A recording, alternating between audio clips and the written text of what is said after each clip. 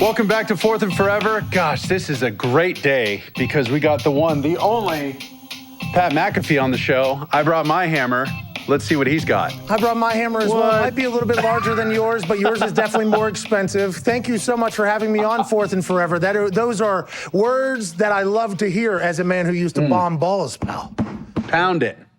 I love it. Recap this week 4. Dude, a lot of storylines. One of my favorite ones, well, we'll get to the Jalen, Ramsey, Golden Tate stuff, but the NFL's first run-in with COVID, and, you know, Cam Newton's out, the only one on the team to have it, which seemed a little strange. And then, obviously, the Steelers-Titans game getting postponed.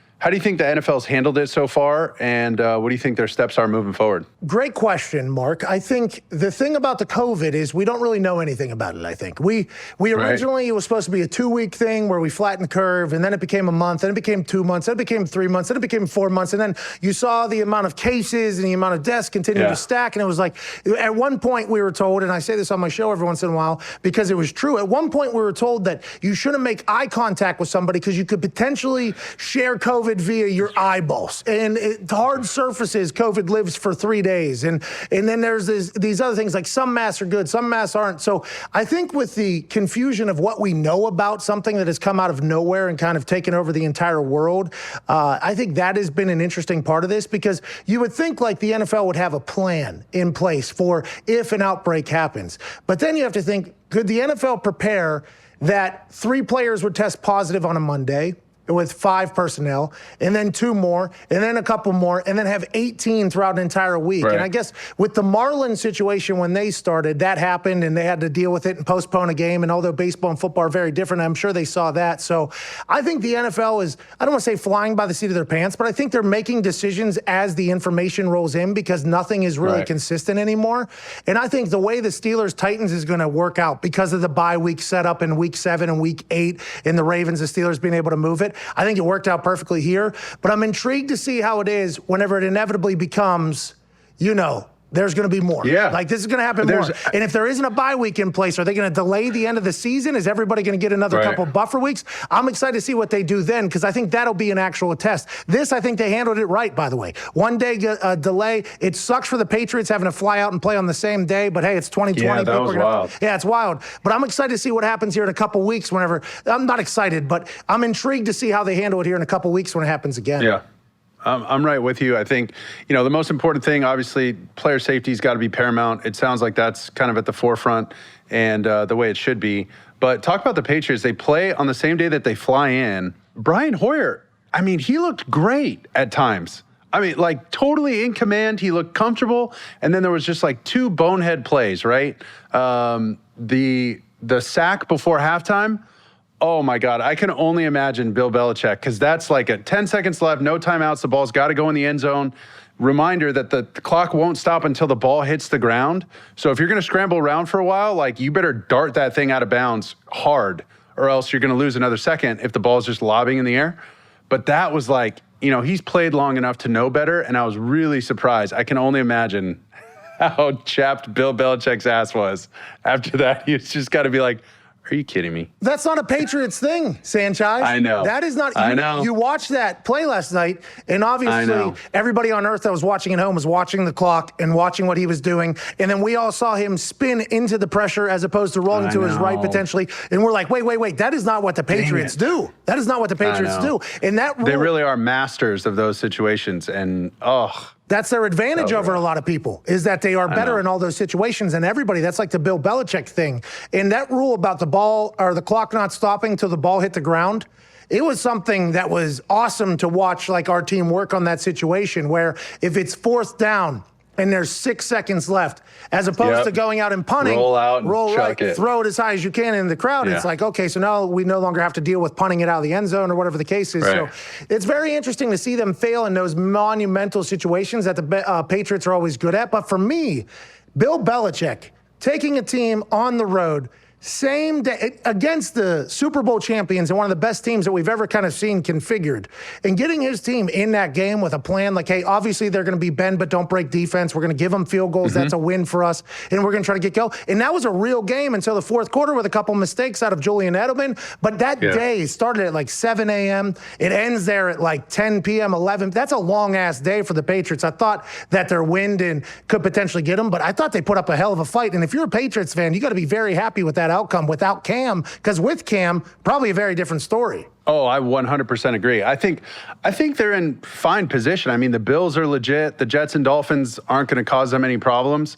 So they have a chance to either win the division again or be second. But where do you think they go from here? I know Stidham got to play at the end of the game, and I thought that was a smart move by Belichick, at least getting him some burn, give him some time in more or less a more meaningful game against a defense that's playing well in a tough situation on the road. See what he's made of. But where do you think they go from here? Have they made an announcement about who's going to start yet? And because Cam's got to be out at least this week too, correct? He's asymptomatic, right? Which I guess puts him in a different category for how many days he has to be out of the building. I think he has. Oh, wow. Yeah, he's asymptomatic, which somehow has become a big talking point out of everybody. Like, oh, he's asymptomatic though. He's asymptomatic though. And they're saying it in a fashion in which he could return quicker than somebody who is symptomatic. Like this week quicker? I don't know, because you have to pass 2 negative tests, right? And those things. Yeah, right. You got to post 2. Yeah. So I don't know how. But they're testing every day, no? Yeah, that's why I didn't fully understand why the Titans-Steelers game was so quick to get moved. Because if you're testing everybody every day, I thought the whole goal of that was to be able to keep people sequestered from other people so that if somebody does have a positive, we can move them away from everybody else and kind of keep it moving. That's why I thought teams had to have a longer list of players that they could pull in. Yeah, I thought they were just going to suit up with some replacements kind of thing, like Keanu Reeves was going to come in and play. Me too. And I had sources. Oh, by the way, if Shane Falco dons the field this NFL season, I will lose my mind, Sanchez. But I was told from my sources, okay, and I don't have a lot of them, but my sources told me that in July, the NFL basically told them that they don't care about competitive fairness this year. So, like, some stadiums, when it came to COVID, not like overall, but some stadiums are going to have fans. Some teams are probably going to be without players because they have positive tests on Friday. We're just going to do what we have to do. So whenever I saw them postpone the game completely, I'm like, maybe the NFL kind of came back on that. It was like, we can't put this team in this leverage of a position, I guess. I don't know. It'll be interesting to see how it all plays out. I thought it was funny how one of the other teams, I can't remember if it was Baltimore or somebody else, but was just like, wait, why are we switching our schedule for you? Y'all got COVID. That's a you problem kind of thing. Like, they just, like, we don't care, bro. You guys take the L.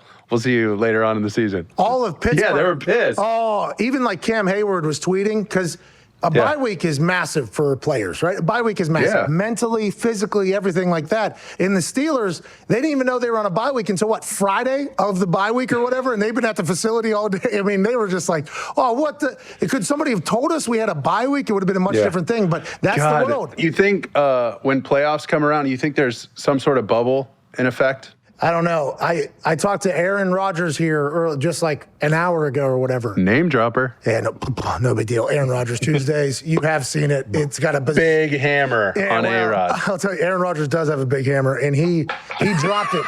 He dropped it in the middle of the conversation. But we asked him about the thought of a bubble, for playoffs, because much like baseball's doing, I think baseball, they just want to get to the playoffs. And once they get to the playoffs, they're like, hey, let's not mess this up. Let's go ahead and try to bubble this thing. The NBA, obviously, everybody like that. And I laughed while Aaron Rodgers was talking about it, because how miserable that would be for them, right? I mean, it would be absolutely miserable for them to have to go into a bubble. And it wouldn't really be feasible in the NFL with the amount of humans that are involved for every single team. Doctors. It's a big bubble. Trained. That would have to be a city almost. Maybe Bezos could make it happen. The Amazon bubble for the NFL playoffs. But that's like somewhere in New Mexico or something. Just build a city out in the middle of nowhere. Yeah, it would be tough, though. I think that'd be very tough. And if you make it to the playoffs, you got to think, all right, we kind of have it figured out, hopefully. Let's just go ahead and let the dice roll a little bit more. But I think there's going to be a delay at some point. I think there's going to be a week that they call off. The information that we've been told is that the hotels in Tampa Bay, where the Super Bowl is, the NFL has right to first refusal for all the hotels for an extra month afterward. Wow. Oh, they built in a buffer then, Yeah, maybe that'll happen. But I'm not 100% sure, obviously. And nobody knows anything about anything in this world anymore. Okay. Yeah, I don't know anything ever. Let's see. That's not true. Sanchez, I've heard you talk on Saturday when they do those little cuts to the studio, you always look so good. Okay, you're always so dressed Appreciate up, it, man. so professional in there. And then you drop little gems in there too. I try to. Kevin Nagandi, dude, he's like freaking Steve Nash, bro. Just sets up assist after assist, like leads you in with great questions. I love working with him. He's really good. Do you guys sit there all day? Oh, dude, all day. But we have like 10 screens with all the games on it. It's great. And the worst thing, so like when you see a big play, you have to explain to everybody which TV you're watching. You can't just go like, oh, interception, sack, oh, because then everybody's like, where, you know? And they could have been watching, and it kind of screws everybody up. And it's taken me a long time to figure that out. So Booger McFarland's like, Sanchez, can you please say what team you're watching and what television? Because this is really pissing me off. I can't find what you're looking at. I would like to celebrate alongside you, but you're being incredibly selfish with your lack of knowledge of what TV you're fucking watching right now. That's awesome. Bro, it is so funny. He just gives me a look. He's just like, man, you are something else. I like Booger a lot, by the way, watching him on TV. He's great. I wanted to talk Jalen Ramsey, Golden Tate. Holy cow. I mean, this has some deep-rooted feelings and emotions with Golden's sister and Jalen and the kids. And then you saw that form tackle in the game.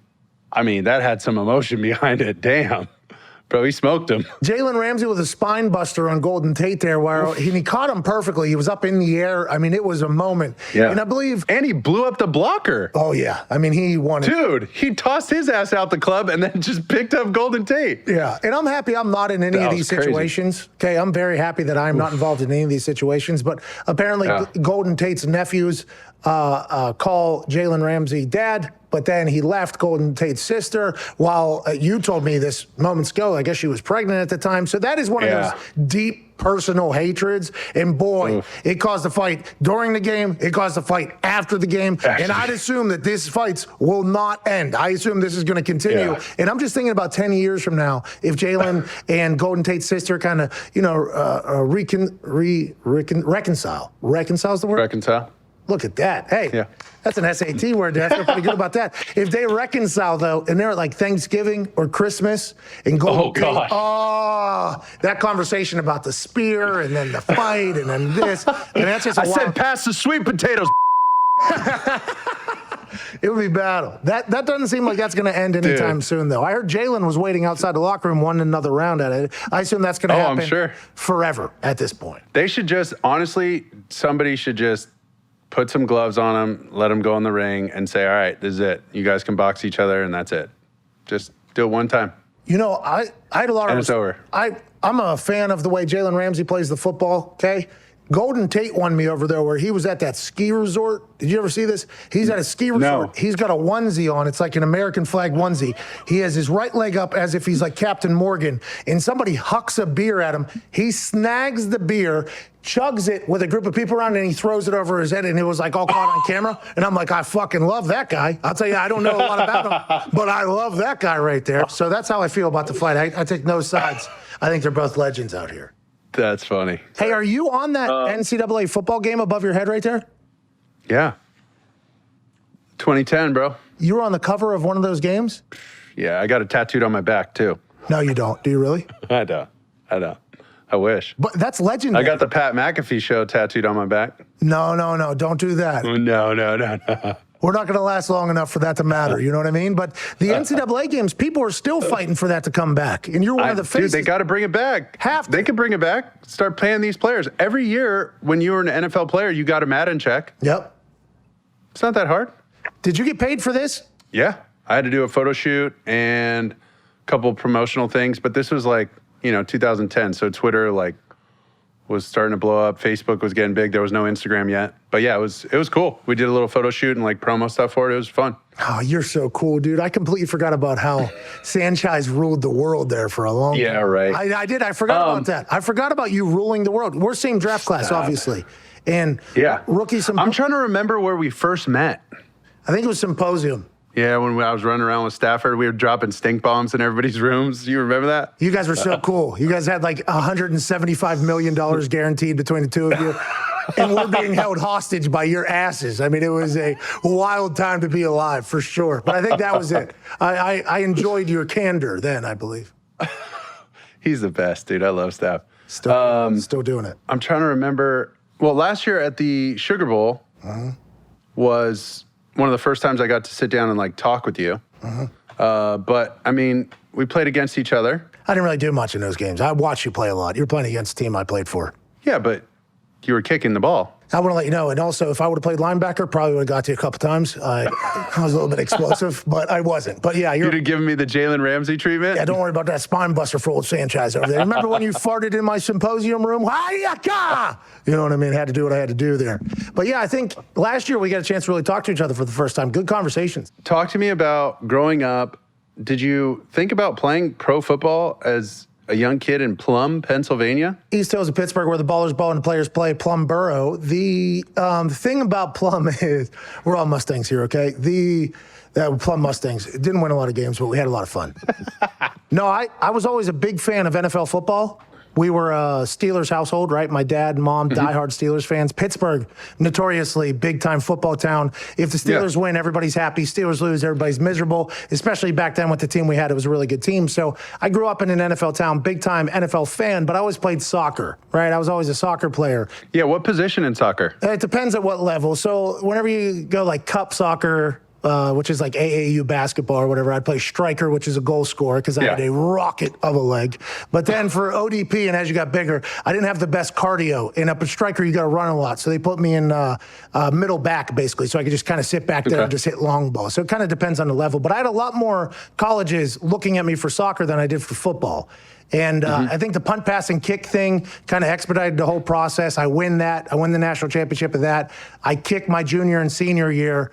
And it wasn't until probably senior year where the thought or consideration was like, I could probably play professionally here if I wanted to kick balls professionally. I was kicking like 70-yard field goals, 65-yard field goals. I had a very strong leg. I didn't have that great of a cardio work ethic. That's why soccer kind of failed me a little bit. But I knew that if I wanted to go professional and be rich in America, kicking a ball was the way to do it. If I wanted to go professional and be rich in Europe, soccer would be the way to do it. And that was kind of my decision. I don't know if soccer would have worked out, but I felt very early that football would have worked out. And I think it was like my senior year of high school. So that was really when the dream even started. And there was obviously a lot of obstacles and hurdles, but we made it. And it's a pretty lucky thing to have happen, obviously. No doubt. What about, how did you choose Morgantown, West Virginia, over any other schools? What was the reason? Well, there wasn't a lot of offers. You know, it's not like a Mark Sanchez, okay? So let's fucking realize that the world isn't like the Sanchez on the cover of NCAA Football 10. You know what I mean? Stop. No, I was committed to Kent State. I was gonna be I was gonna be a Golden Flash. And it was when I made... Like Edelman, right? Isn't that Edelman? Cribbs, Edelman. Yeah, all the boys. Yeah, Josh Cribbs. Yeah, Josh Cribbs. All the boys. Boys over there. So I was supposed to go to Kent... All the ballers. Yeah, by the way, Kent State was a cool place. They were very nice to me. A month before signing day, I got invited to a kicking camp down in Miami. I played in a poker game, won enough money to fly myself down to the kicking camp. I win said kicking camp. The next day, West Virginia walks into my cafeteria at school. They tell me they'd like to offer me a scholarship. I had partied in Morgantown a couple times because a couple of my friends went to school down there, and it was like an hour and a half from where I grew up at. It was a great time. I thought it was a bigger opportunity than Kent State. I kind of felt bad about the good people at Kent State that I'd say no, but then I end up at West Virginia, and I just... you know, it kind of worked out. I got a chance to ride some really good coattails and Pat White, Steve Slate, Owen Schmidt and the boys. And I just kind of, there was no reason that I was in the situations I was in the football world with West Virginia, but I was just trying to enjoy the hell out of them, man. Dude, I love that. So one of our co-producers here, Scotty McKnight, played for Colorado, the Buffaloes. You guys played against each other. Yeah, I hit the upright in the fucking overtime. Left upright. Never, ever forget it. Son of a bitch. He just was telling me that story off I could have hit a 64-yarder though, as regulation was ending, and I wasn't allowed to attempt it. And then we ran like a zone left or something like that, and we end up fourth down close. We had the ball first. I fucking hit the upright. The loudest dong ever. I think because the air is so thin up there, the dong just it radiated a lot louder after I bombed it off of that thing. It's a bad night in Colorado, dude. Damn. Bad night. Damn. Yeah, it happens. Sanchez, Scotty said thank you. Yeah, I hope you had a great night over there, bub. I hope you had a great night. Jeez. It's an awesome night. And then talk about your some of your favorite memories. I mean, 8 years with the Colts, playing with Peyton Manning.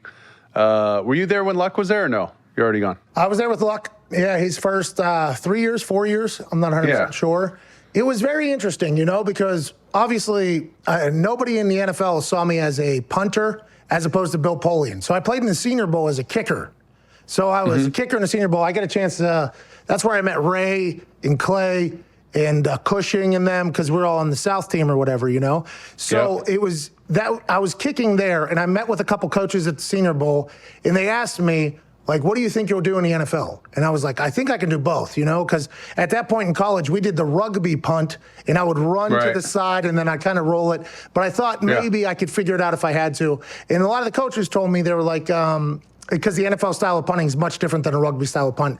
Yeah, why don't they do that in the NFL? Because only 2 players are allowed to leave the line of scrimmage before the ball is kicked in the NFL. In college, everybody can leave the line of scrimmage before the ball is kicked. So when you're rolling out, your coverage team's getting down the field. In the NFL, if you roll out, you're leaving your pocket, basically. So you're kind of, you know what I mean? Does that make sense? Or what about the punt setup where everybody's super spaced out? Yeah, that's college. That's a rugby one, because they're all allowed. But you can't just hike it straight and kick it normal like an NFL style kick with that formation? You could, but you'd be wasting the weapon of that thing, because the weapon of it is while you're rolling to the right, everybody's running down the field. Everybody's making their way down. Yeah, so it kind of it takes away the return completely, because you got 3 guys on top of you basically, and the ball's just rolling. So that was the style of punting I did in college, was like roll out, kind of hit it on the ground, maybe bomb it every once in a while. But I thought if I had to, I could figure out the NFL style. Not that I had at that point, but I thought I could. And I was told by a special teams coach, I won't say his name now because he's a good dude. He said, if I were you, you're at the Senior Bowl to kick field goals, I would never punt a football again. And I was like, okay, gospel. There's a special teams coach telling me that. So I didn't even punt after that. So I was like, all right, I'm just going to focus on kicking field goals, kicking field goals, kicking field goals. And then the Colts, whenever they had me work out, kicked field goals. And I was like, why are the Colts having me work out for field goal? They have Vinatieri. And they were like, oh, why don't you punt a couple? Why don't you punt a couple too? And I hit the ball well. And then I get drafted to the Colts to punt. I was supposed to get drafted to the Cowboys to kick. And it was just like a whirlwind. And I get to the Colts, obviously, and now I'm the punter there. We go undefeated until we choose to lose to you guys. We go all the way to the Super Bowl, and I'm just playing in a position that I'm not supposed to be in. I'm like, this is the dumbest life of all time. So I think that whole first year is maybe my favorite memory. It was just like, because I was living the most insane life, and it shouldn't have happened. And it was just, I'm the luckiest dude on earth. So I think that is probably favorite memory of all time. What about Tom Moore? Do you have any good Tom Moore stories? First time I met him, Tom Moore, legend, obviously, backed up Johnny Unitas at one point. Where did you run into him at? He was a consultant for the Jets one year in like 13 or 12 or something like that. I went down to visit him in South Carolina. And, dude, he smoked like a chimney. Oh, my God. And I went to a Christmas party with him. They did like this late Christmas party in January where you go and take gifts that you didn't like that you received and you give them to other people and you like re-gift everything. It's a re-gifting party or something. Great party. But he said, we'll go to my office. We'll go to my office in the morning and we'll watch some tape. Then we'll go to the party. And I was like, all right, cool. So he wakes me up at 4 a.m. Okay, we went to bed at like 10:30. He wakes me up at 4 a.m. and we go to his office. First thing we go in is to this coffee place that he stops at in the morning, some general store. And the guys in there that whole year was telling me a story that as soon as you guys lost to the Saints, like 3 days later, he was back home in South Carolina. And when he walked in the general store, they started playing When the Saints Go Marching In. Oh. Just to mess with them. I was like, oh my God. I was like, that's horrible. And he goes, he's my best friend, but he's a Yeah, Tom Moore is a legend, and he's been around game for a long time. I can't believe they buried him like that at that general store. He's probably spent thousands of dollars on coffee. Oh my God, it's unbelievable. Yeah, so we watched tape like till my eyes bled all day long and then went to this party. He was the coolest dude I've ever been around. He was hilarious. He's still doing it, by the way, with Tampa right now. I do believe he's in Tampa. It's so cool. So cool. I don't know what he would do if he didn't have football. The first time I met him, he had white wine on ice. He had ice in his wine or whatever. And it was at like an outdoor band area. And I had these boat shoes on that were, they had a lot of colors on them. Like they were pretty, I believe they were polo boat shoes. There was like blue, there was yellow, green on there. You know, they were a little loud or whatever. And I was with Curtis Painter. And Curtis Painter's like, oh, Tom Moore's over there. Have you ever met him? I'm like, no. So we go over there, and I can't do his voice, but he didn't even say hello to me. He just looked at my shoes and goes, nice shoes. I wouldn't be caught dead in those. And I was like, all right, nice meeting you. I'm going to get out of here. And I just kind of walked it off. But he was a legend of it. That was the first time I met him. He was a legend. Dude. Still is. Still is. Somebody wrote a book. I don't think it was Tebow. It might have been Tebow. But they wrote a book when we were on the Jets, and he goes, I need 2 copies of the book. And I was like, okay. And so the person was like, all right. He goes, 1 to take a shit on and 1 to wipe my ass with. I was like, jeez. Yeah, he's the best.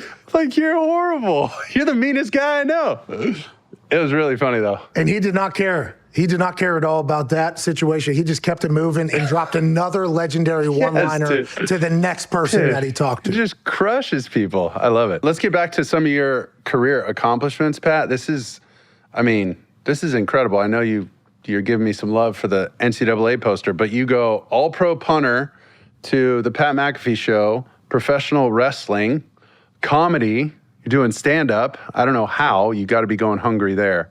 But when do you have time to do all this, Pat? I don't, thanks for all those things you just said. Were very, very nice of you. I'm not really a stand-up comedian because I don't really think of, create things. I just recap stories that I've been a part of. And I can't retell the story numerous times. Like stand-up comedians have this incredible ability, and it's not talked about enough about how not only creative they are and everything like that, but the ability to deliver a joke or a story in the same fashion 5, 6 times in a weekend and then do it again. That is a very tough skill that I do not have. So I'll get on a stage and tell stories. It's more like a one-man show as opposed to stand-up comedy, but I only do it like once a year, once every other year, because it's like I got to get these stories out, and I'll never be able to tell them again. So let me go ahead and try to make the most of it. So if that makes any sense. I enjoy the hell out of it, though. Like, I have a blast doing it, but it's not something I would consider myself, like, great at or good at. Have you ever been booed off stage or anything? No. Standing ovation every time. I mean...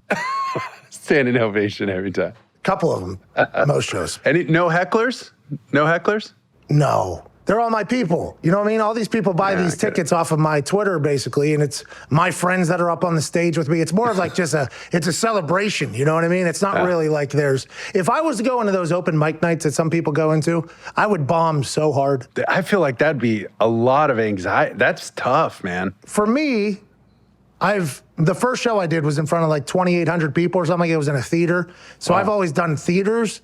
Whenever I was asked to do a comedy club one time, I was so intrigued by it because it's such a cooler experience, by the way. Like the smaller room. It's intimate, yeah. It's awesome. But there's people that go up in there and there's none of their fans there and they know nothing about the person, and you just have to be funny with these people knowing nothing about you. That's hard.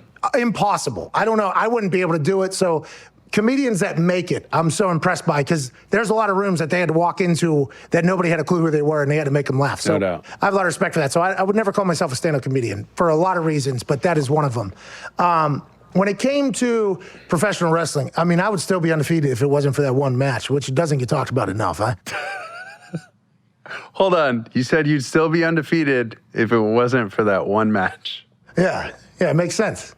You know, I'd be an undefeated professional wrestler right now if it wasn't for just that one time I lost. You know what I mean?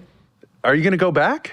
I don't know, dude. It is so... You got to go. Dude, you would look jacked. I saw you working out on Instagram. You were sweating your ass off on that damn stair machine. Well, it was Stairmaster. Welcome to the world. Whatever. The timing was perfect because it was my wedding. So I was getting in shape for my wedding. And I didn't want to be a fat ass because I know these pictures are going to be viewed for a long, long time. And I wanted to be handsome enough that my wife would say yes, obviously. So I got into shape. Yeah, of course. Love. I love love. Very happily married, by the way. I'm enjoying the hell out of marriage. It's been a blast, but that's neither here nor there. I was in shape for the wedding, and it was just a couple weeks after that. So it like fell into like a perfect timing. Yeah. But I'll tell you what, Sanchez, I am a fat ass. Like if there is not an actual goal in front of me, I am okay with eating. It's hard. I know. Yeah. So yeah. I think it's a lot harder to be, like for wrestlers, you obviously have to be very athletic. You have to be tough because it hurts like hell in there. I mean, my body the next day was so sore. But I saw you jump up to the top rope. You just like box jumped up to the top rope and then boom. Yeah. That was awesome. Had to do it, Sanchez. I don't know if I could do that. I'd have to work out for a little bit. Well, yeah, probably not too. I mean, that was a pretty high box jump. Let's not act like I'm not incredibly explosive. I mean, that is what it is in that whole thing. But the fast twitch, huh? Yeah, fast twitch. I mean, work. You should see me bring my lunch pail to work too. I mean, I'll do first one in, last one out, the whole thing. You know what I mean? But I was so sore the next day. I don't know if I'm tough enough to do that again. I've always been a fan of wrestling,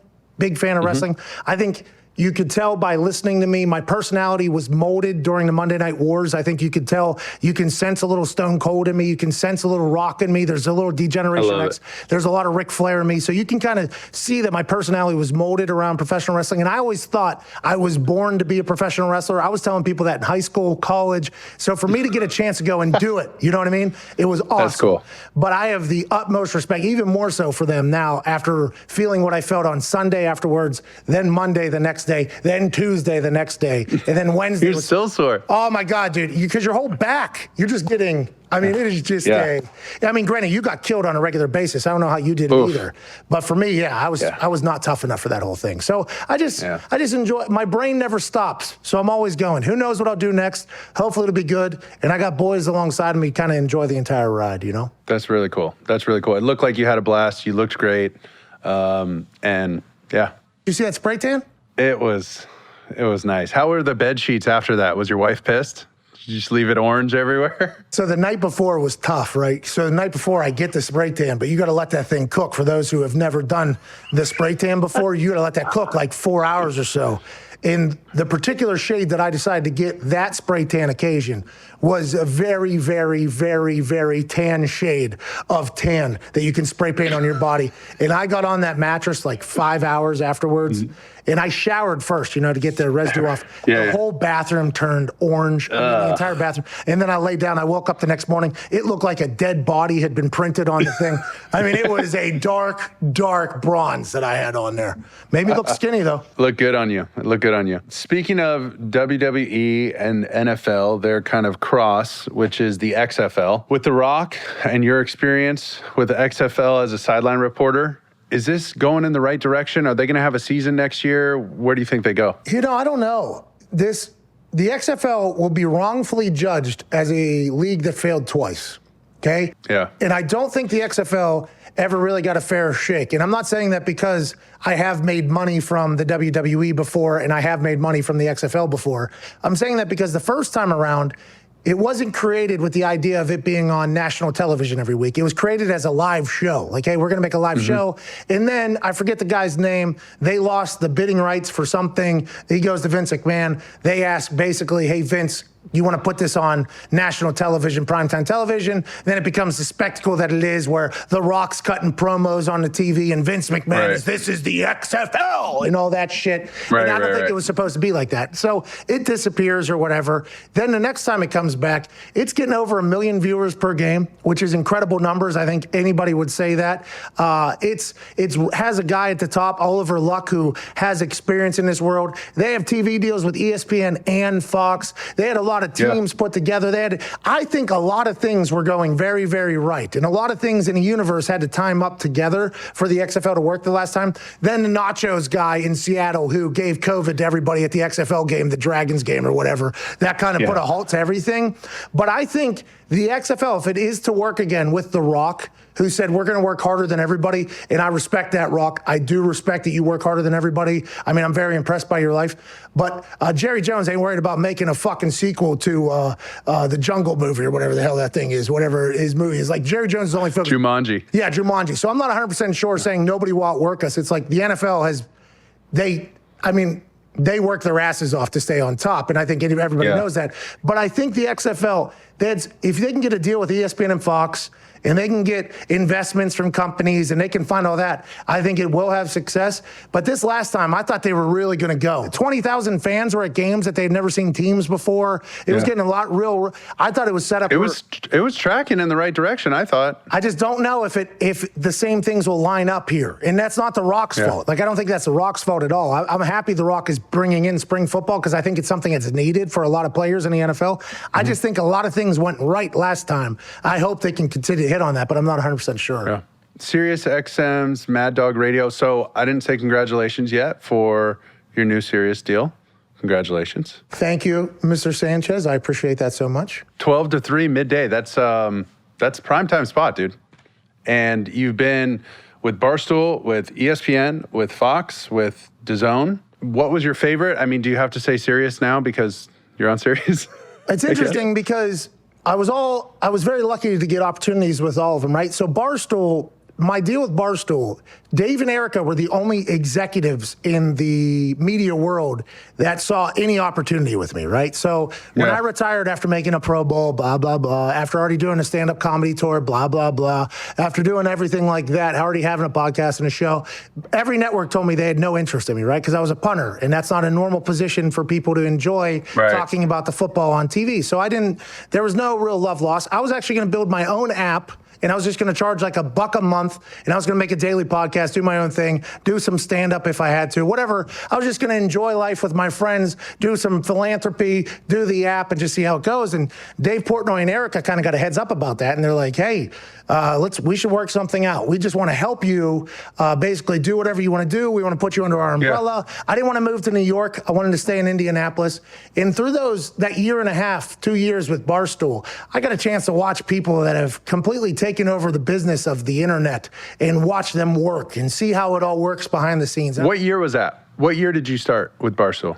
It was right after the Chernin investment. I don't know the year. I guess it would be 3 years ago, 15? Yeah, probably 2015, 2016. I don't know the exact year. But it was after the Chernin investment. Dave actually told me, like, the reason why we got the investment is so we can acquire talent. And we had a great conversation. There was a rev split on there. There was a payment. I got a chance to work with my boys. I got to build my own operation out here in Indianapolis. Yeah. And I was so lucky. Like, that is, my life is a series very lucky events, and working for Barstool there for a year and a half was definitely one of those. Now, granted, business-wise with the internet, you have to be in the room a lot. Me in Indianapolis, them in New York. There was a little bit of a communication situation on a couple things, and we kind of figured out it was the right time to maybe break off on my own. But that knowledge from them is something that is so big. It's paramount, and I'm very happy guys like Will Compton and Taylor Lewan are going through it right now to get to learn, because I think there is a path. It's the modern day gold rush, the internet and digital. And I think a lot of players' stories and voices mean a lot more than maybe ESPN or these big networks feel that they do. And then Fox, I got a chance to go on a game or two. That was kind of nice of them, but it was no real deal. ESPN, they made me, we had a deal where it was appearances, Thursday Night Football. Matt Hasselbeck asked for me to be a part of that. Greeny asked me to be a part of Get Up. So it's everywhere I've been, it's not really like the executives that are like, hey, we want you here. It's always like the talent that's like, hey, we want this guy to work with us. So nobody really ever wanted to give me and my boys, for good reason, like the Godfather-like deal. You know, like, hey, we want everything you have or whatever. So I've always had like these little smaller deals with everybody. And everywhere that I've worked, I've gotten better because of the people that I've gotten to work with. So for me, those relationships with Fox, with ESPN, with DAZN, with Barstool, obviously, that's made us so much better. And we are so lucky for all those people. But if somebody was to give us a deal that would be of proper value in our eyes, that'd be really cool. And Sirius, it's great to be back on Sirius. And Sirius is actually licensing our show. So our show is actually a YouTube show that they are licensing and putting on to Mad Dog Radio Channel 82. So I still very much own the show, okay? We're the ones selling for the show. They are licensing it, and it's awesome to be back in that relationship. And I hope it gets to grow more because I love Sirius's platform. I love the people. I love the people that work at Sirius. I love the people that listen to Sirius. And hopefully that'll come sometime down the road. But right now, we're just kind of our own operation, just a bunch of dumbasses on the internet just trying to create stuff every single day. No, what's from my vantage point, I feel like you have the reason why Greeny and all the other people you've worked with, the talent that you've worked with, want you on their show is because you bring such a different audience, Pat. And you have this connection with people through digital, social media, all that kind of stuff that's different. And in some ways, I see the comparison, and don't let your hammer get too big or your head get too big. I think Dan Patrick, I think Rich Eisen, those guys are like that generation. You're this new wave of, you know, you got props on the set, you're shooting baskets on your set, like you're doing stuff that's fun, cool, new, different, innovative, and you bring in such a young audience, and that's what all these people want. They want those eyeballs. So I think you've just done an incredible job. I really do admire what you've done with your team.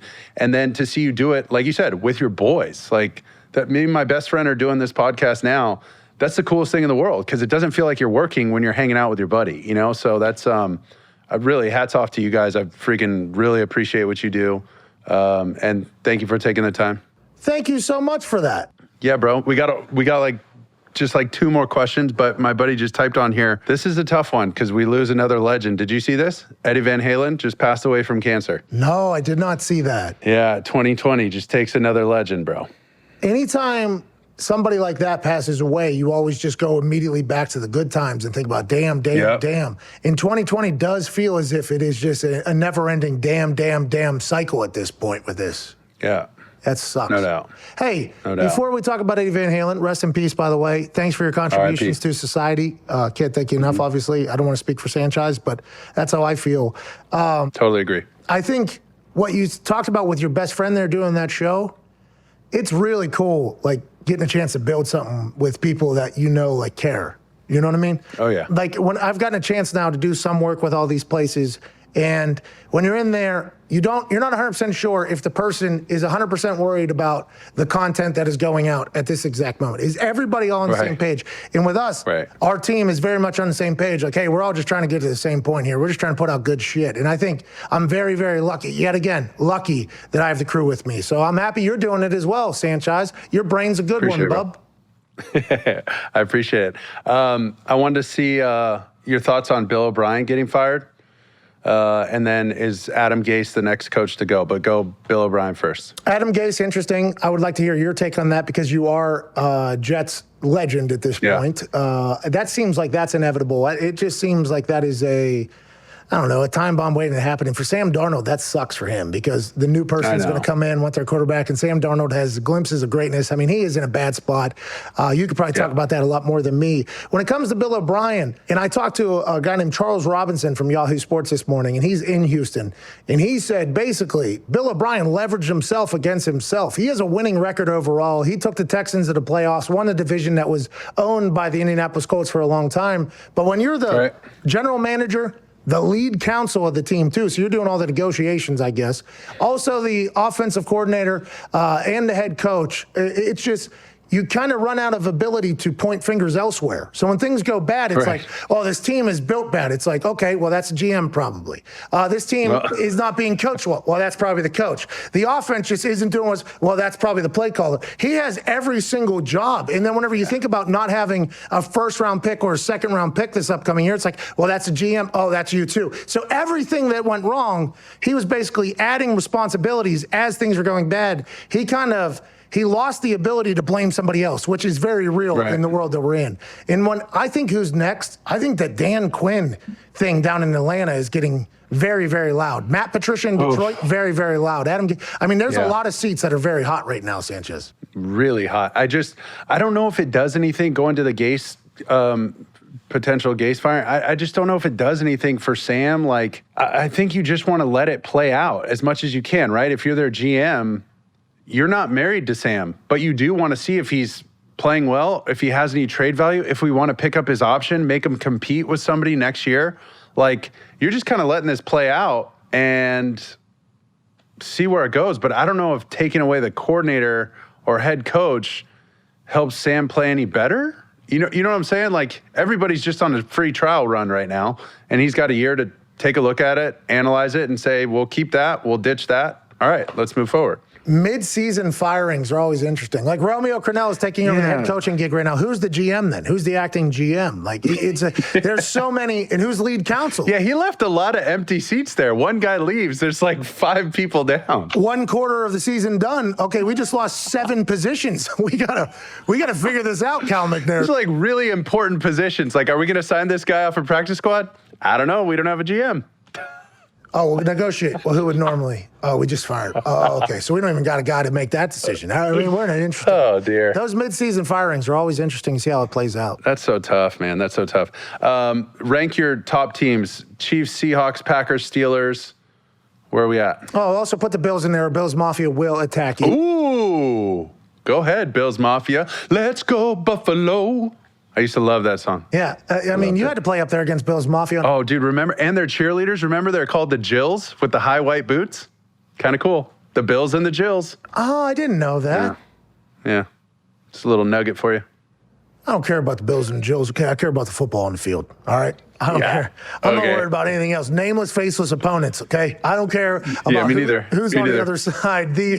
For me, I think you got Packers at number 2, just because the way Aaron Rodgers is playing right now is unconscious. It's like silly.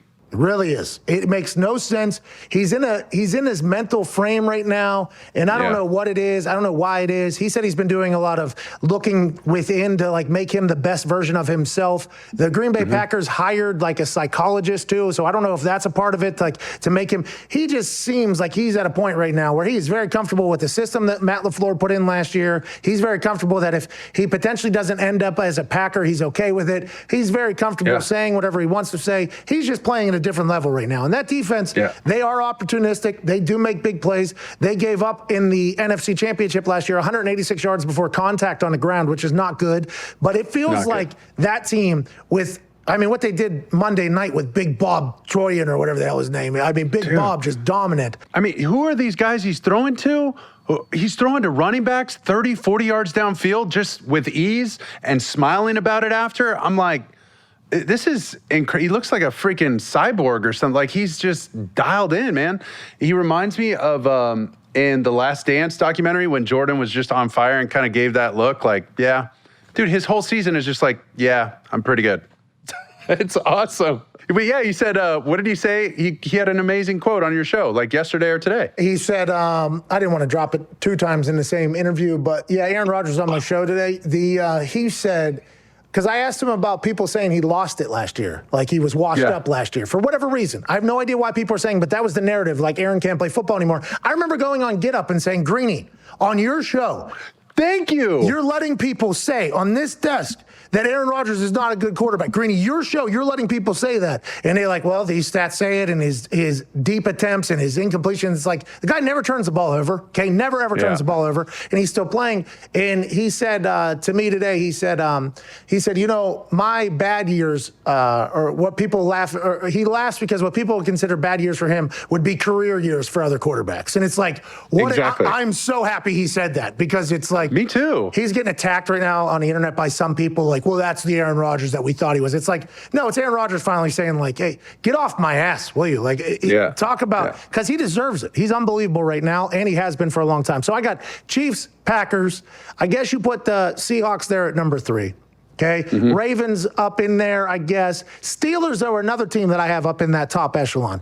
They're good. I think they're a team that is going to really punish some people. That defensive line is next level, and the Buffalo Bills, I like them as well. So I think there's obviously those 6 up there, but I got the Packers as the number 2 team on earth right now behind the Chiefs, and that's strictly because to be the man, you got to beat the man, and nobody's beat the Chiefs, and that's just how I feel about it. I agree. The bottom of the barrel, this is one of the last ones here. Falcons, Jets, Texans, Giants. I mean, both of these New York teams look terrible. But of those 4, who's the worst? The Jets. You guys stink, dude. You guys. Hey, can you explain that onside kick that the Falcons, Giants, the Cowboys did? The Falcons, Cowboys thing?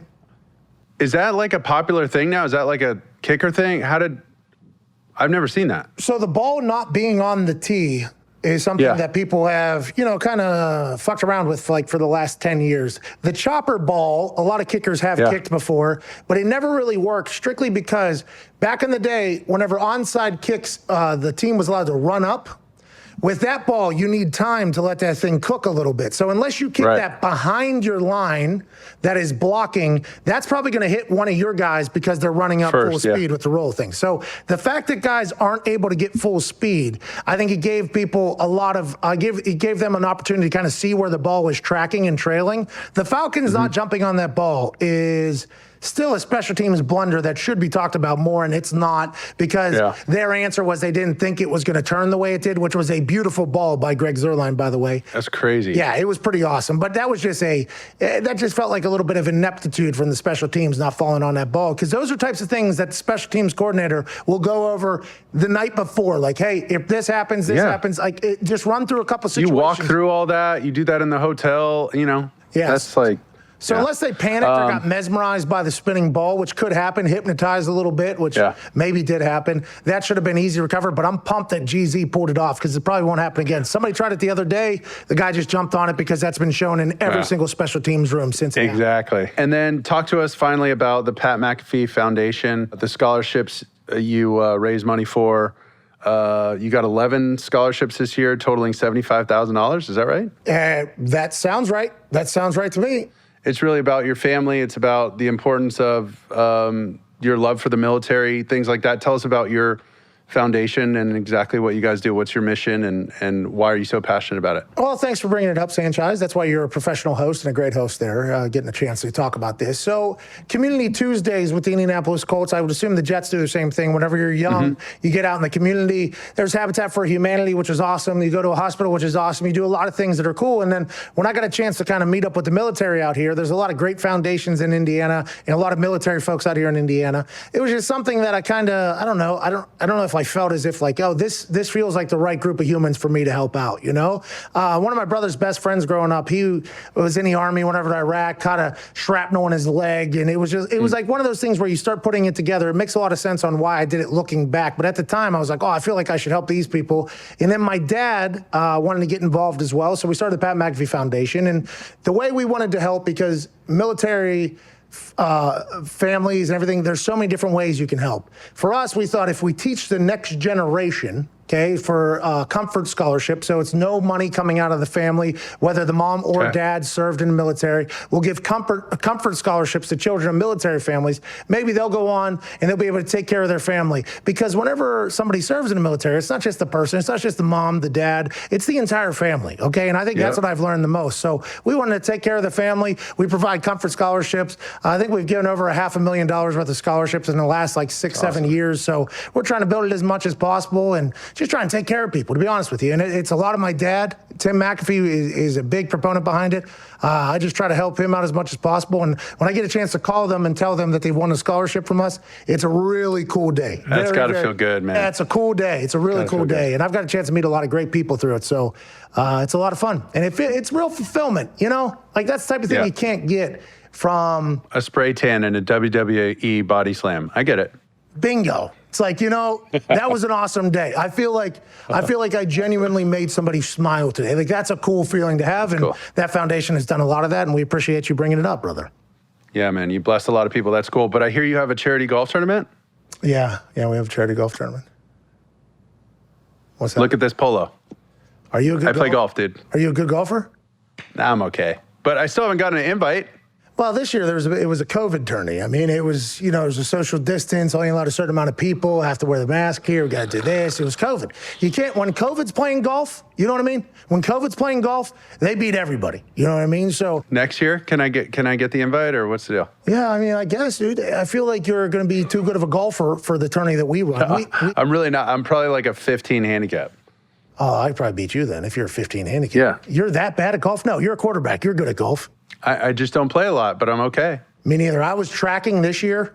So for my bachelor party, we went and golfed. Oh, that's weird. I didn't get an invite to that either. No, COVID. Only allowed a certain amount of people. It was the people we were quarantining with. No doubt. It was my team here. We go up to Michigan because the laws up there with vitamins were great. So we went up there, a lot of golf, a lot of vitamins. And I was playing the best golf I've played probably in my entire life. I mean, we're talking like 3-4 handicap, and I have not played since. Oh, wow. I was balling. I mean, it was like the Tiger Woods game where it's like boom, boom, boom, boom every single time. And I don't even have clubs that are like fit for me. So I was balling. But that is not normal. I can be terrible the next day. You have to come out, though. We want you to come out. Cool. Yeah, it sounds like you really mean it. I do. I just, you know, I feel like the tournament is not going to be up to the Sanchez standard. What are you talking about? I don't need anything special. A lot of beers at this golf tournament. That's fine. I'll bring my poster. I'll be out there. Will you sign it for a couple of people, maybe? Maybe we'll sign it. No doubt. No doubt. We got to raise some money for scholarships, whatever you need. You're a good guy for this. A lot of people say this, by the way, but we got people recording this on this end. We will remember this. That's fine. That's good. Who's going to be on your team? Anybody cool? Or are you going to bring ringers? You're going to bring really good golfers to try to win that thing, aren't you? Yeah. I mean, I probably would try. We got a group of drunk kids from Michigan that are unbelievable at golf. And also these young guys, I think from Ohio, came in. They were like 20 under, something like that, 21 under. That's what you need to win those big tournaments like that. Yeah, it feels like a lot of cheating, but I mean. That's a lot of cheating. Dude, you're the man. I appreciate you taking time for this. Plug everything that like you need a plug. Pat McAfee Show, you know what to do. This is enough of me, to be honest with you. Too much of me is not a good thing. I appreciate you so much, Sanchez. You're the man. Tell the team thank you, and we'll talk to you soon, buddy. Hey, fourth and forever. Got to punt that. Yeah, baby. Got to punt that thing. See ya. Like, share, subscribe, at Mark_Sanchez, at Fourth and Forever, Instagram, Twitter, all that. You know where to go. Thanks again for having us, and we'll see you soon.